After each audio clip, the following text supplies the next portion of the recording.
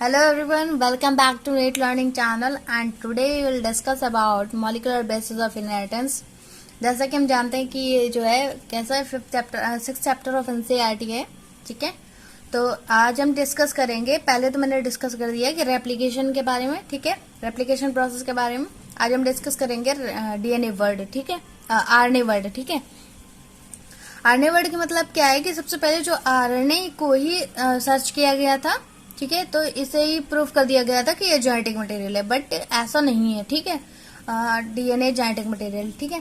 तो RNA word के बारे में देख लेते हैं। सबसे पहले पॉइंट देख रखा है, RNA was the first genetic material. ये सबसे पहले इन्होंने सर्च कर दिया गया था, प्रूफ कर दिया गया था कि ये जेनेटिक मटेरियल है, बट दे आर नॉट, ठीक है। फिर उसके बाद नेक्स्ट पॉइंट है, RNA being a catalyst was reactive and hence unstable but DNA is stable, ठीक है। तो जब सर्च किया गया था तो जो RNA था वो कैसा निकला, मतलब RNA जो था कैसा था, अनस्टेबल था, जबकि जब DNA सर्च किया गया था तो कैसा था, स्टेबल था, ठीक है। इतना क्लियर हुआ। नेक्स्ट पॉइंट देखिए, RNA और ribonucleic acid is a single chain of polyribonucleotide. जैसे कि हमने बहुत सारे वीडियो में अभी पढ़ते आ रहे हैं कि जो आरएनए है वो कैसा सिंगल स्टैंडर्ड है, ठीक है, कैसा सिंगल स्टैंडर्ड, और इसको क्या बोलता है, ribonucleic acid, as full form, ठीक है। उसके बाद फोर्थ पॉइंट देखिए, it act as a genetic material for some viruses. जैसा कि पढ़ रखा है कि जो मतलब कई सारे जो वायरसेस हैं उनमें जेनेटिक मटेरियल क्या है, आरएनए है, जैसे कि टीएमवी है, ठीक है, और tobacco mosaic virus and QB bacteriophage. तो ये हो गया आरएनए, जिसमें कि आरएनए जो है जेनेटिक मटेरियल है, ठीक है। उसके बाद देखिए नेक्स्ट हेडिंग दे रखी है, the experiment prove DNA replication is semi conservative, ठीक है। तो ये जो एक्सपेरिमेंट था जो कि डीएनए रेप्लिकेशन के लिए ही था, तो वो और उसकी क्या बोलते हैं, मिज़ेल्सन एंड स्टॉल एक्सपेरिमेंट। सबसे पहले हमने ग्रिफिथ का एक्सपेरिमेंट पढ़ लिया, फिर हर्शे एंड चेज एक्सपेरिमेंट पढ़ लिया। उसके बाद देखिए कुछ जो नेक्स्ट साइंटिस्ट हैं वो कौन सा है, मिज़ेल्सन एंड स्टॉल। इन्होंने भी अपना एक्सपेरिमेंट किया डीएनए रेप्लिकेशन के लिए, ठीक है। तो देखिए कुछ पॉइंट वाइज दे रखा है, semi conservative replication of DNA was proved by Meselson and Stahl. जो सेमी कंजर्वेटिव उसका नेचर होता है डीएनए का रेप्लिकेशन का, तो वो किसने किया, मिज़ेल्सन एंड स्टॉल ने, ठीक है। उसके बाद नेक्स्ट पॉइंट दे रखा है, they grew E coli for many generation in a medium having heavy isotope of nitrogen in the form of NH4Cl15 till the bacterial DNA become completely labeled with the heavy isotope। तो इसको मतलब जब उन्होंने जो ये experiment कर रहे थे तो उन्होंने सबसे पहले किस इकोलाई बैक्टीरिया का यूज किया और उसको वन जनरेशन से नेक्स्ट जनरेशन में ट्रांसफर किया। किसको, जो ये इन्होंने अपने जो एक्सपेरिमेंट कर रहे थे तो उन्होंने किसका यूज किया, नाइट्रोजन का, जो कि हैवी आइसोटोप था, ठीक है। हैवी आइसोटोप का मतलब NH4Cl15 का यूज किया, ठीक है, जिसमें जो कि इन्होंने मतलब ये भी एक्सपेरिमेंट डीएनए के लिए ही कर रहे थे, ठीक है। तो इन्होंने यूज किया हैवी आइसोटोप का नाइट्रोजन के, ठीक है। इतना क्लियर हुआ। नेक्स्ट देखिए, उसके बाद देखिए एक्सपेरिमेंट पूरा दे रखा है। तो जो ये रेड कलर का आपको डीएनए दिख रहा है वो कैसा है, 15 नाइट्रोजन डीएनए, ठीक है, 15 नाइट्रोजन डीएनए एंड 15, ठीक है, जिसे बोला गया हैवी डीएनए। क्या बोला गया, हैवी डीएनए, ठीक है। अब देखिए ये जो पहला एक्सपेरिमेंट देख रखा है, ये जो कि ये जो सेल देख रहे हैं वो इकोलाई सेल है, ठीक है। क्या है, इकोलाई सेल है, जो कि एक बैक्टीरियल सेल है।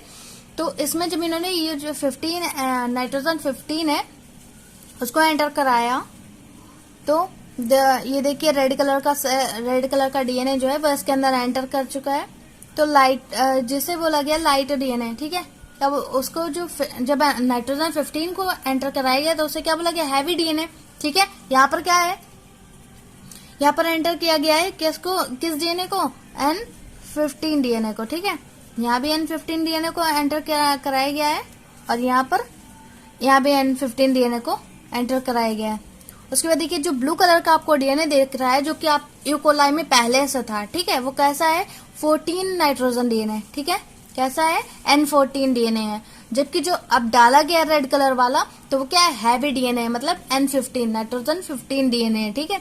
तो पहले से इसमें कौन सा प्रेजेंट था, नाइट्रोजन 14 डीएनए, और जो एंटर कराया गया वो नाइट्रोजन 15 डीएनए है। तो नाइट्रोजन 15 को हैवी डीएनए बोला गया और नाइट्रोजन 14 को क्या गया बोला गया, लाइट डीएनए। ठीक है, अब देखिए जब इसमें नेक्स्ट जनरेशन आए, इसकी फर्स्ट जनरेशन लिखा हुआ है, देखिए फर्स्ट जनरेशन लिखा हुआ है। तो जब ये जो 15 डीएनए, नाइट्रोजन 15 डीएनए और नाइट्रोजन 14 डीएनए जब एक दूसरे से अटैच हुई तो फिर इस टाइप के सेल आ जाते हैं, मतलब दोनों का कॉम्बिनेशन आ जाता है, नाइट्रोजन 15 का भी डीएनए और नाइट्रोजन 14 का, दोनों एक दूसरे में मिक्स हो जाते हैं। ठीक है, तो ऐसे करके इन्होंने 20 मिनट्स में मतलब 20 मिनट्स में इसका जो डिवीजन है वो हो जाता है। ठीक है, 20 मिनट्स में आपका बहुत सारे डिवीजन हो जाते हैं, ऐसे ही करके मतलब डबल 20 मिनट्स में डबल, और उसके बाद अब आप 40 मिनट्स आप लेंगे तो वो उससे भी ज्यादा डबल हो जाएगा। ठीक है, ऐसे कुछ डबल डबल करके एक्सपेरिमेंट किया उन्होंने। पहले अगर 20 मिनट्स में डबल करेंगे तो वो डबल हो जाएगा, जैसे ये सेल है इसकी डबल हो गई ना, तो 20 मिनट्स में ये पूरा इसका डिवीजन हो जाता है। ठीक है, इतना है, बस केवल 20 मिनट्स से इसको टाइमिंग चाहिए। देखिए अब देखिए कुछ पॉइंट में दे रखा है, sample were taken for each generation, one generation take 20 minutes as a equal divide in 20 minutes. ठीक है, सबसे पहले जो मतलब जनरेशन थी तो अगर उससे हमें नेक्स्ट जनरेशन को लाना है तो वो जो डिवीजन है वो सिर्फ और सिर्फ 20 मिनट्स में ही उसका डिवीजन जो है वो कंप्लीट हो जाता है और आपकी नेक्स्ट जनरेशन आ जाती है। ठीक है, जबकि ह्यूमंस में काफी टाइम लग जाता है। ठीक है, डिवीजन होने में, तो जो इक्वलाई में डिवीजन जो हो रहा है डीएनए का वो 20 मिनट्स में ही हो जाता है। उसके बाद देखिए next point, DNA was tested for heavy isotope of nitrogen through density gradient centrifugation using caesium chloride. ठीक है, इसमें इन्होंने सबसे पहले डीएनए का जो हैवी आइसोटोप क्या था, नाइट्रोजन 15 था। ठीक है, जो कि डेंसिटी ग्रेडियंट सेंट्रीफ्यूगेशन मतलब जो इसकी डेंसिटी को मतलब इसकी रिएक्शन को इंक्रीज करने में हेल्प कर रहा था। ठीक है, तो जो इसकी रिएक्शन को इंक्रीज करने में हेल्प करता है वो क्या होता है, डेंसिटी ग्रेडियंट। क्या बोला गया, डेंसिटी ग्रेडियंट।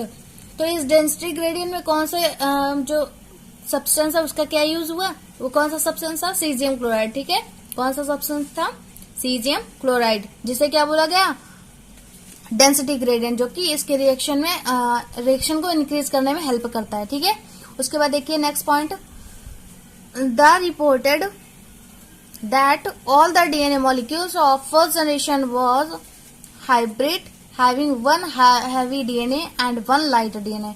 इनमें इन्होंने क्या लिया, एक हैवी डीएनए लिया और एक लाइट डीएनए लिया। ठीक है, ये हो गया, जो कि आपको फर्स्ट जनरेशन में दोनों आया था, जैसा कि यहाँ पर देखा गया था कि एक हैवी डीएनए आया था और एक लाइट डीएनए आया था। ठीक है, उसके बाद देखिए next point, in the second generation 50% DNA was heavy and 50% DNA was light. This experiment prove that each DNA molecules having only one strand is a parental and other is new. इसको देखिए, इसमें जब इन्होंने पहले तो देखिए first generation में ऐसे आया था, हैवी भी आया था और लाइट भी आया था। ठीक है, अब जब उन्होंने सेकेंड जनरेशन में तो फिर से अगर उसको डिवाइड किया तो सेकेंड जनरेशन में क्या है, 50% डीएनए कैसा आया, हैवी आया, एंड 50% कैसा डीएनए आया, लाइट। ठीक है, उसके बाद देखिए जो कुछ जो एक्सपेरिमेंट उन्होंने इस तरीके से उन्होंने एक्सपेरिमेंट प्रूफ कर दिया कि जो स्ट्रैंड है ये डीएनए का वो पेरेंटल, एक तो पेरेंटल आएगा और उसके बाद एक क्या आएगा, न्यू। ठीक है, एक क्या आएगा, पेरेंटल डीएनए आएगा और एक क्या आएगा, न्यू डीएनए आएगा। फिर देखिए रेड से मैंने लिखा हुआ, therefore DNA replication is a semi conservative in nature. इससे इन्होंने प्रूफ कर दिया कि जो डीएनए रेप्लिकेशन की प्रोसेस है वो कैसी है, सेमी कंजर्वेटिव इन नेचर है। ठीक है, कैसी है, सेमी कंजर्वेटिव इन नेचर है। इतना क्लियर हुआ। तो अगर पूछा जाएगा कि सेमी कंजर्वेटिव इन नेचर मतलब जो एक्सपेरिमेंट है वो किसने किया था, तो मेजल्सन एंड स्टॉल ने किया था। किस पे किया था, हैवी एंड लाइट डीएनए पे। ठीक है, जिसमें इन्होंने नाइट्रोजन 15 और नाइट्रोजन 14 का यूज किया था। ठीक है, नेक्स्ट आपका इम्पोर्टेंट पॉइंट दे रखा है, further it is proved by chromosomal replication is semi conservative by Taylor. ठीक है, एक टेलर नाम का साइंटिस्ट है जो कि इन्होंने सेमी कंजर्वेटिव के बेस पे क्रोमोसोमल रेप्लिकेशन के बेस पर सेमी कंजर्वेटिव अपना प्रूफ दिया, ठीक है। तो इन्होंने जो टेलर साइंटिस्ट थे उन्होंने किस पे प्रूफ किया, Vicia faba, this is called broad bean, ठीक है। ब्रूड बीन का एक और नाम क्या है, Vicia faba, using radioactive thymine in root of plant. जो ये बीन है ब्रूड बीन, वो कहाँ पर मिलती है, प्लांट के रूट पे, रूट ऑफ प्लांट में, ठीक है। और इसमें इन्होंने क्या यूज किया, रेडियो एक्टिव थायमीन का यूज किया, ठीक है। इतना क्लियर हुआ। ये कुछ आपका जो एनसीईआरटी है उसमें कुछ छोटे से पॉइंट में दे रखा है, एक लाइन में दे रखा है, तो इसे भी याद रखिएगा, ठीक है। क्योंकि इसे क्या बोलते हैं, क्रोमोसोमल रेप्लिकेशन, ठीक है। क्या बोलते हैं, chromosomal replication is semi conservative, ठीक है। अब देखिए कुछ एक और पॉइंट दे रहे, एक और कुछ इंपॉर्टेंट टॉपिक है जो कि one gene one enzyme hypothesis, ठीक है। ये भी एक एक्सपेरिमेंट समझ लीजिए। तो one gene one enzyme hypothesis जो था, तो this hypothesis was studied by Beadle and Tatum. तो one gene one enzyme hypothesis किसने दिया था, बीडल एंड टॉटम साइंटिस्ट ने, ठीक है। उसके बाद देखिए which state that gene control structural or functional traits through controlling the synthesis of specific protein or enzyme formed। तो इससे इन्होंने क्या प्रूफ किया, तो जीन जो है वो मतलब स्ट्रक्चर को कंट्रोल करता है और फंक्शन को कंट्रोल करता है, ठीक है। यही मैंने प्रिंसिपल ऑफ इनहेरिटेंस में मैंने पढ़ाया था। तो जीन जो होता है वो स्ट्रक्चर को भी कंट्रोल करता है और फंक्शन जो होते हैं बॉडी के उन्हें भी कंट्रोल करता है, ठीक है। और देखिए controlling the synthesis of specific protein और एंजाइम, और जो मतलब प्रोटीन और एंजाइम का जितना बॉडी में फॉर्मेशन होना है उसको भी कंट्रोल करता है, ठीक है, कि एक्स्ट्रा ना हो जाए और कम भी ना रहे, ठीक है। तो one gene one enzyme hypothesis किसने दिया था, बीडल एंड टॉटम ने, ठीक है। इंपॉर्टेंट है, याद रखिएगा। नेक्स्ट आपका पॉइंट, नेक्स्ट आपकी जो टॉपिक आता है वो ट्रांसक्रिप्शन है। मैंने रेप्लिकेशन पढ़ा दिया जिसमें कि डीएनए से डीएनए बन रहा होता है, तो इस प्रोसेस को क्या बोलते हैं, replication. Now we are coming on transcription process, जिसमें कि आपका डीएनए जो होता है वो किसमें कन्वर्ट हो रहा होता है, एमआरएनए में, ठीक है। किसमें कन्वर्ट हो रहा होता है, एमआरएनए में, ठीक है। अब देखिए इस प्रोसेस को क्या बोलते हैं, ट्रांसक्रिप्शन। देखिए मतलब डेफिनेशन में दे रखा है, the process of कॉपिंग genetic material Information from sense strand of DNA into RNA is called transcription। जैसा कि मैंने अभी पहले बता दिया कि जो डीएनए है अगर वो आरएनए में कन्वर्ट हो रहा होता है तो इस प्रोसेस को क्या बोलते हैं, ट्रांसक्रिप्शन, ठीक है। नेक्स्ट पॉइंट देखिए, formation of RNA over DNA template is called transcription, ठीक है। जब आपका जो डीएनए है उसमें आपका आरएनए का फॉर्मेशन हो रहा होता है तो इसको क्या बोलते हैं, ट्रांसक्रिप्शन, ठीक है। उसके बाद देखिए it is start in A nucleus and complete in cytoplasm. तो जो ये प्रोसेस होती है न्यूक्लियस के साइटोप्लाज्म में होती है, ठीक है। किसमें होती है, साइटोप्लाज्म में जो न्यूक्लियस होता है उसमें होती है, ठीक है। उसके बाद only a segment of DNA is transcribe and that only one of the two strand is copied.